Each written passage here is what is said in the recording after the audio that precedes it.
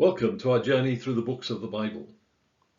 But before we look at the individual books, as we will do, we need to take time just to stand back and take in the bigger picture, looking at, as it were, the whole Bible with a wide-angle lens. As I'm sure you're very aware, the two major divisions in our Bibles are referred to as the Old Testament and the New Testament. Words that come from the Latin testamentum, meaning covenant. In Jeremiah 31:31 following, God promises a new covenant, one that will supersede that made with Israel in the wilderness.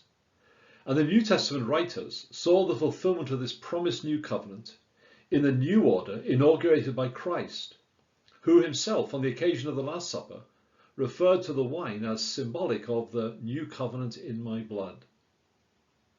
And although we refer to the two parts of the Bible as the Old and New Testaments, it's vital to keep in mind the unity of the Bible as a whole, and the relationship between both parts is crucial to our understanding of the whole Bible. The Old Testament is without doubt one of the great classics of world literature, written over a period of time spanning 2 millennia. Its first 5 books were written by Moses, probably around about the middle of the 2nd millennium BC. And it's a whole library of books written by a wide variety of authors. We have Moses, the great leader and lawgiver, David, the shepherd king, Isaiah, the stately prophet, Amos, the farmer, and so on. Now, the Old Testament books in our English Bibles, based on the Greek Septuagint translation, are divided up in sections according to their literary character. First, we have the 17 books of history. The first 5 books, known as the Pentateuch, or the Torah, the law, Genesis to Deuteronomy, all written by Moses and tracing the very beginning of the world of creation, through the age of the patriarchs, Israel's settlement in and deliverance from Egypt, their wilderness wanderings and journey to the threshold of the promised land. Then we have the books of later history, Joshua through to Esther, recounting the story of the Israelite nation from the time of their first entry into Canaan until their return after the exile in Babylon. So, if you read Genesis through to Esther, you have the sequential historical narrative of the Old Testament. Then we come to the 5 books of writings. We have Job dealing with the problem of suffering, Psalms, a compilation of hymns and songs reflecting every human experience and emotion, Proverbs, a collection of wise sayings about everyday living, Ecclesiastes, reflections on the apparent meaningless of life, and Song of Solomon, a story of love. And the third main section contains the 17 books of prophecy. And we usually divide these into 2 groups, the major prophets, Isaiah through to Daniel, and the minor prophets, Hosea to Malachi. Not, it has to be said, so ranked because of importance, because of size. And these books of prophecy cover the last 300 years of Old Testament history. So you have 17 history, 5 writings, and 17 prophecy. It's also important, I think, to understand how these different sections of the Old Testament relate to one another. As we already said, the first 17 books take us through the history of the Old Testament from beginning to end. And in many ways, the books of writings and prophecy provide a sort of running commentary on the history, giving us God's take on what is happening as he speaks into world events through his mouthpieces.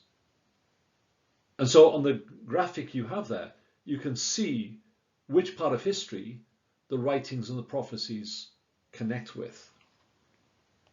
Now, before we leave the Old Testament, we should just point out that in the Hebrew scriptures, known as the Tanakh, which is an acronym from the 3 main sections of Torah, Nevi'im, and Ketuvim, the books are the same as in our Old Testaments, but they're arranged in different groupings.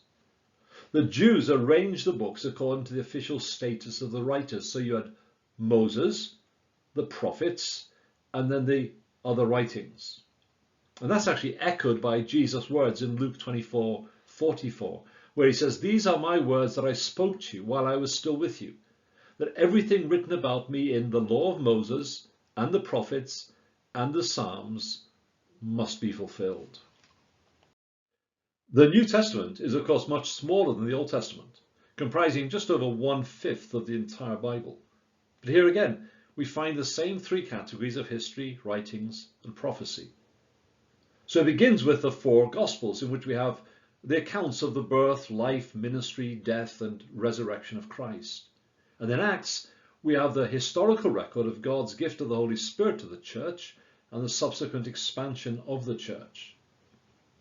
The New Testament writings are made up of the letters, which contain teaching given by the apostles to those young new churches. Paul's letters come first, and they're divided into two categories, those to the churches and then those to individuals. And these are followed by the general, the non-Pauline letters. And again, they're arranged largely in the same way, those to churches followed by those to individuals. And then we have Revelation, the one New Testament book of prophecy, giving us a picture of the risen and glorified Christ, triumphant over all the powers of evil and reigning throughout all eternity. As we did with the Old Testament, let's just briefly notice the relationship between the three sections of the New Testament. And once again, reading the books of history takes us through the narrative of the life and ministry of Christ in the early years of the church. And the letters give us some in-depth teaching into that period, though many of them were written after the period of history recorded by Acts. And then, of course, is followed by Revelation, which not only points to the future return of Christ, but instructs the young church how to live in the meantime.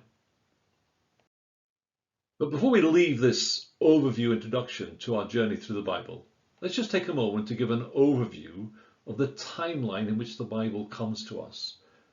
This blue line represents history, beginning at the time of creation and ending at the end of time in the future. And to use some round figures for dates, which we'll clarify in later sessions, Abraham lived round about 2000 BC, David round about 1000 BC, and then of course Christ comes at the hinge of history.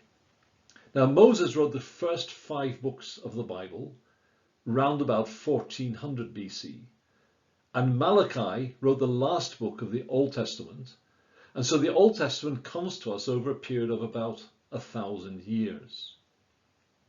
When we move to the New Testament age finishes just before 100 AD with the Revelation and then the death of the Apostle John.